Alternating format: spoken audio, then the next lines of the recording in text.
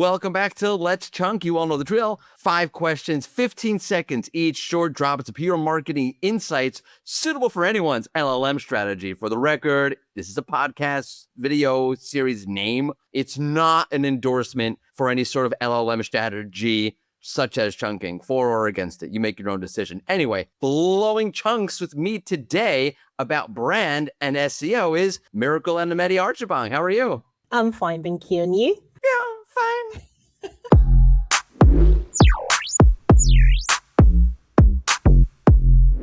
We're talking about brand, we're talking about SEO. And my first question to you is, do SEOs have any clue what brand actually means? Well, I think they're paying attention now. I think LLM has made, it's made things like that sexy again. And I think it's not like SEOs didn't have a clue what it was. I think largely we were excluded from the conversation, but now the people are saying, and then we just like, well, if we can't control that, we'll just go and do our own thing, isn't it? And then now that LLMs have made SEO sexy again, everyone's like, oh my God, we should, turn into the SEO strategies and like, what should we be doing? And then like brand. And so now brand is like then looping us into everything to make sure it's like LLM optimized. So we're back in business. We're back. Okay, well, the follow-up question to that is, everyone talks about brand now, but do they actually do anything? Because it feels so uncomfortable on the performance marketing side to actually do the brand thing. I think this is you've hit the nail on the head with this question, isn't it? This is I just want to say thank you.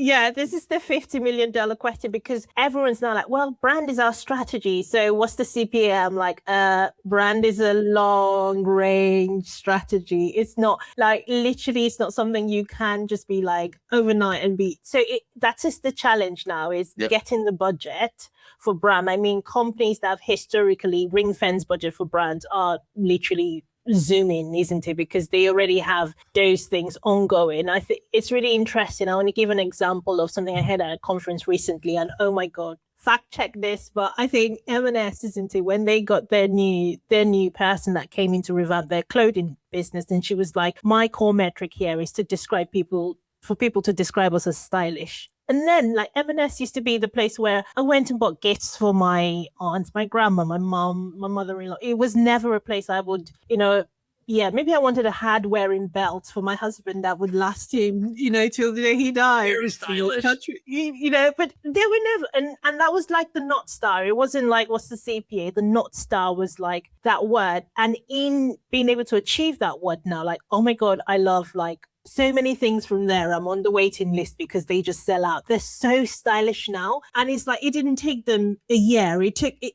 gradually, like it was just gradually until we all realized, oh my God, M&S is stylish again. Do you understand? So it's that performance marketing thing, especially in a time where it's like, it's cookie-less. We get 40% of the data. It's also messy. No one's patient enough. So that's the challenge. No one's patient enough. It's a totally different way of thinking. You're talking about measuring perception. You're basically trying to measure how much somebody likes you. Go ahead, please. I can't figure it out. If you have a method for telling me how much somebody else likes me. Yeah, and that's it. And now they've transformed that. You can see we're all flocking there. But you can feel it. That's the thing. Like there are things to proxy measure for sure, but it's also a big part of it is just like, what's the feel? This is a long conversation for a longer kind of show, and this is not that kind of show. We don't want long answers and actual depth. We just want chunks. How does brand and SEO actually work? Like where do they actually coincide? I think the key thing for me now, and the way I look at it, is brand has now enabled us to let keyword go, like to let all of those extra things we were doing that we're just like to capture all the visibility and be visible for everything and be known for everything. It's freed us of that burden, and we can now just be hyper-focused on like what we're really about. We don't need 1,000 pages of, if you like XYZ, you can like this. It's helped us to be like things that we even used to ship off to the product team because we're like, who cares about, the user manual and the instruction? But it's that greater piece of what does the customer want to know about us? What do we want the perception of us to be? I say that in the world of LLMs, consistency is the new keyword. because you just have to reiterate that positioning message, that message all over, because, LLMs are so scared about hallucination and giving the wrong information. They want to be able to say X equals to Y with certainty. That's the whole thing in general. Like brand compounds. It's, again, perception or associations, and that you make associations by micro moments compounding over time. Oh, what do the metrics look like then? Measuring perception.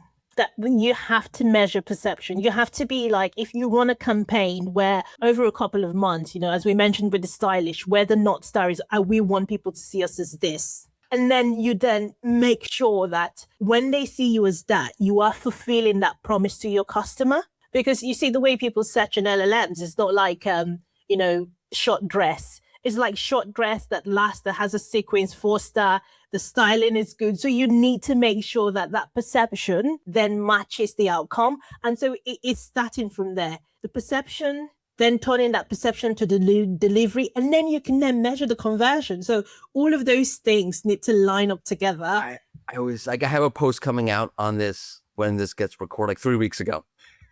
I have a post coming out about this 3 weeks ago on LinkedIn. Look for it.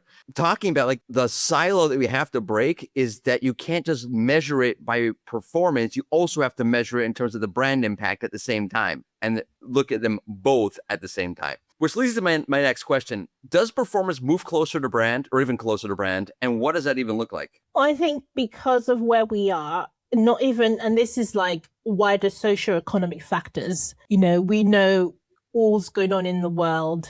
Everyone's teetering close to a recession every day. And the first thing that goes, as we all know, is marketing budgets. Everyone's like, how important is that? So brand is now in a position where, the companies that, there are companies that whose brand budget is sold off. No need, if you're profitable, you probably don't need to think about it. But for companies that are now invested in brand because of the new metrics and everything, I think that's where it gets a bit tricky, isn't it? Because they want to be able to measure it, and they want to be able to say, we've put our budget in here and it actually works. So I think that's where the challenge is. And I think I've forgotten the question, really. So that's fine.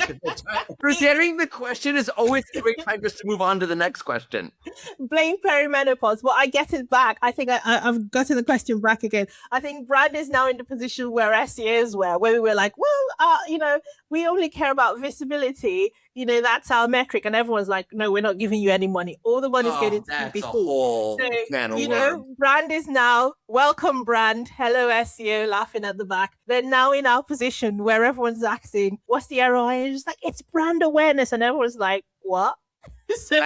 Here's the number of mentions you have. Yeah, so it's like they are now in our position, so they could come to an SEO or 2 conference and hear us. There you go. Join the kumbaya. They should.